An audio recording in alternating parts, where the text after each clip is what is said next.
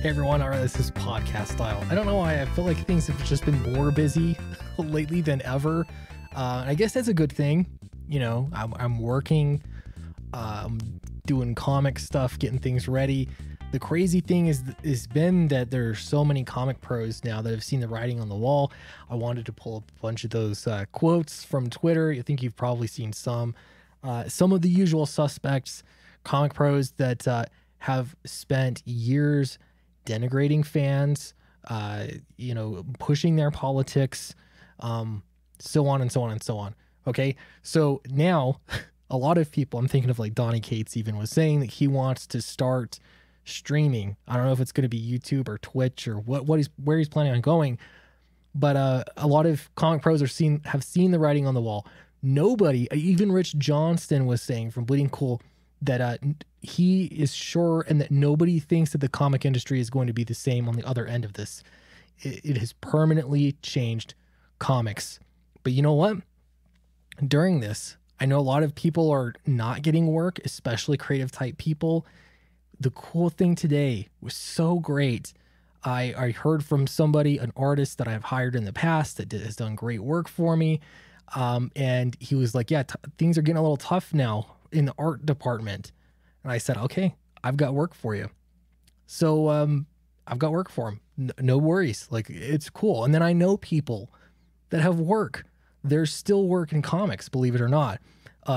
Ultimately, though, this all comes down to somebody taking the initiative and figuring out how to sell books.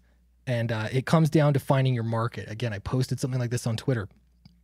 It's not like, for example, Comicsgate. I realize that a lot of people think of Comicsgate as different things.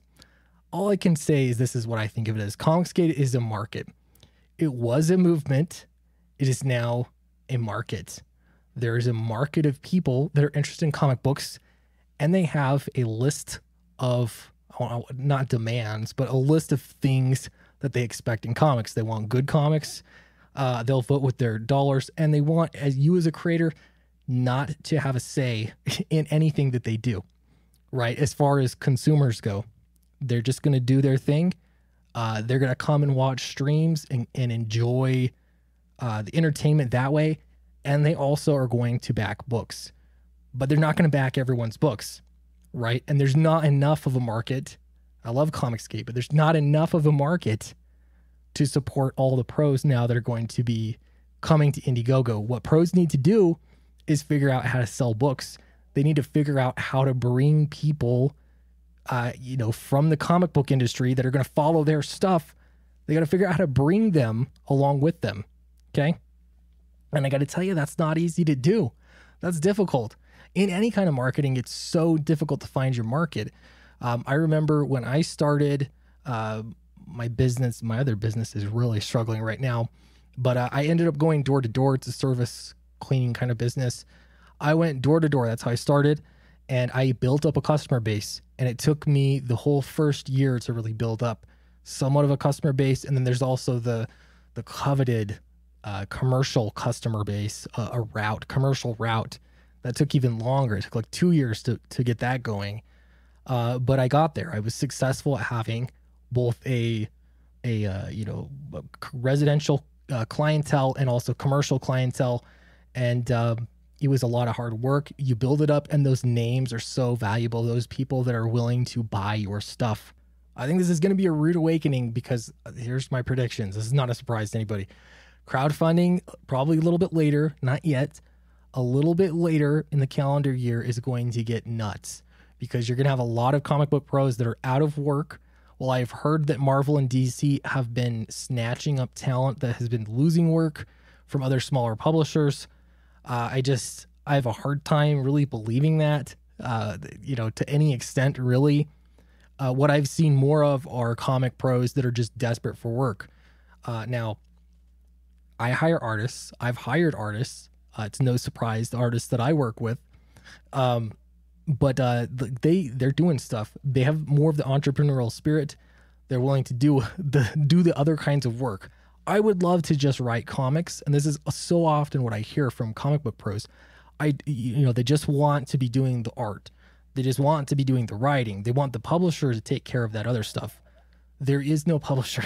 When you've been leaving things up to the publisher, you know what they do? They leave things up to the distributor, and the distributor leaves things up to the comic book shops, and the comic book shops are leaving it up to the creators or the publisher. Nobody is, I mean, not wholly, but generally speaking, there are not enough people stepping up to the plate and saying, this is my responsibility. So if you are a comic book pro that has suddenly found yourself without work, if you're worried about the next week, the next month, about the next year, a couple of things.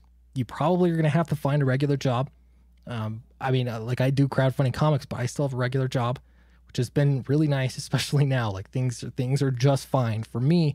But if you want to do crowdfunding, it's going to be very unlikely that you're just going to launch a crowdfunding campaign and be wildly successful. You're going to make enough money maybe to get your book printed and shipped to people, but you're talking about a hobby. You're not talking about something that is going to enrich your wallet or your bank account and get you paid. What is going to get you there? Well, the harsh truth is you're going to realize really quickly that virtue signaling, being 100% forefront, I don't know how to say this, 100% of the time expressing your opinion on all things 100% of the time. Not just that, but enforcing your opinion on others because you have a social media platform, because you feel like a celebrity. That is not going to fly at all in crowdfunding. That's not how it works. You have to understand that you are just a component of what exists. And so if you want to survive in this game that is crowdfunding comics, what you're going to have to do is you're going to have to respect fans. And that means accept them for whatever political opinions they have, whatever, anything. It does not matter. If they are interested in buying comics, those are customers that you really want to like your stuff. And the best way you can handle that is to engage with them. You can share opinions and things like that, but you got to decide early on what hills you're willing to die on, right? I feel like I've already been so political with my own channel. Luckily, there's just a lot of people that happen to agree, at least generally, or we can disagree in nice ways and it's fine. But I've yet to see any YouTube channels that support really far left-wing ideologies that really do well on YouTube.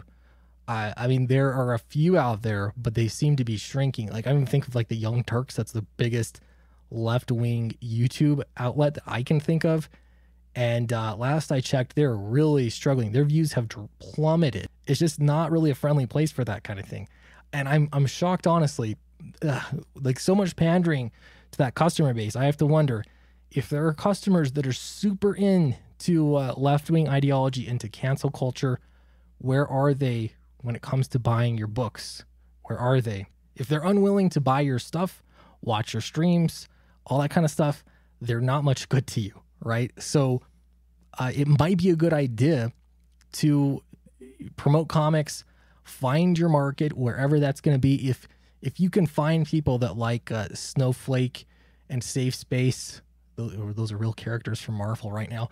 If you can find people that like that stuff and they're going to be willing to pay you for it other than just give you a like on Twitter, those are two separate things. Asking somebody to pay you, $25 for a book, you're going to have to give them something else than that. You're going to have to give them a reason to want to back you and support you. So good luck with that. I don't know what to say other than I'm just astounded at the way things that have changed. People still want to make comics. When the rubber hits the road, I think maybe things have been a little bit too cushy in comics. But when the rubber hits the road, ultimately, it's not a publisher. It's not a distributor. It's nobody except for the readers that are going to give you a job. Full stop.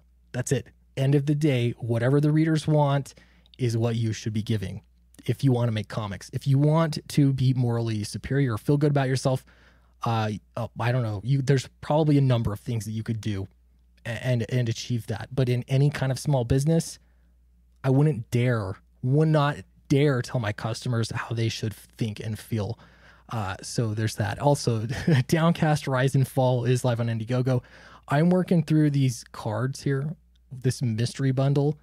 I've got this this setup. I just paid an artist, a friend I was telling you about, that needed some work, and luckily you all made this project happen. And so we're getting these trading cards done. They're going to be fantastic. I just got this mystery print finished. So this VIP bundle is going to be looking really nice.